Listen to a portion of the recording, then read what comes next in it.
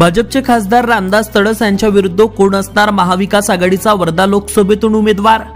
या बातमीचे प्रस्तुत करतायत चित्रलेखा फ्लेक्स। चित्रलेखा फ्लेक्स मध्ये अगदी कमी किमतीत फ्लेक्स बॅनर प्रिंटिंग करून मिळेल, तसेच लग्नपत्रिका, ॲक्रेलिक बोर्ड, बॅकलाइट बोर्ड तयार करून मिळेल। आमचा मोबाईल नंबर 78 41 95 57 05। आमचा पत्ता खामगाव बँक समोर, खाटोडेवाडी अप्रोच रोड, वरुड। भाजपने वर्धा लोकसभेची उमेदवारी खासदार तडस यांना जाहीर केल्यानंतर महाविकास आघाडी उमेदवार जाहीर करण्यासाठी अजूनही का संभ्रमात? महाविकास आघाडीला खासदार रामदास तडस यांच्यासमोर लढत देणारा उमेदवार शोधणे का झाले अवघड? वर्धा लोकसभेच्या जागेसाठी महाविकास आघाडीकडून अनेकांची नावे चर्चेत।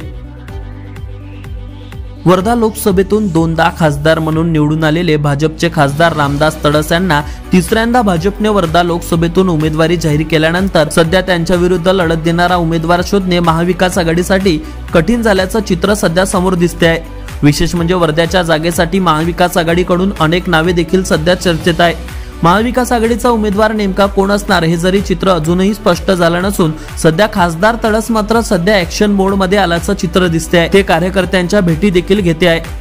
दोनदा भाजपकडून खासदार म्हणून निवडून येणारे रामदास तडस यांच्या विरुद्ध चांगली लढत देणारा उमेदवार शोधणे हे आव्हान सध्या महाविकास आघाडी समोर आहे। खासदार रामदास तडस यांच्या विरुद्ध मात्र महाविकास आघाडीचा उमेदवार नेमका कोण असणार याची चर्चा मात्र सध्या सर्वत्र सुरू असून याकडे सर्वांचे लक्ष लागले आहे। मात्र खासदार रामदास तडस हे ऍक्शन मोड मध्ये आले असून ते कार्यकर्त्यांच्या भेटी देखील घेते आहे। Avinash Bansod, Amravati today news, Warud.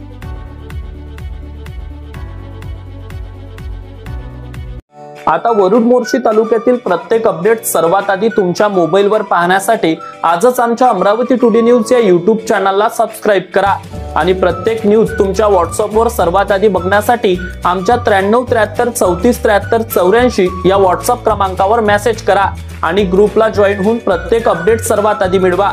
वरुड तालुक्यातील प्रत्येक न्यूज शॉर्ट स्वरूपात बघण्यासाठी आमच्या वरुड टुडे न्यूज या Instagram पेजला आजच फॉलो करा आणि रोज अपडेट रहा।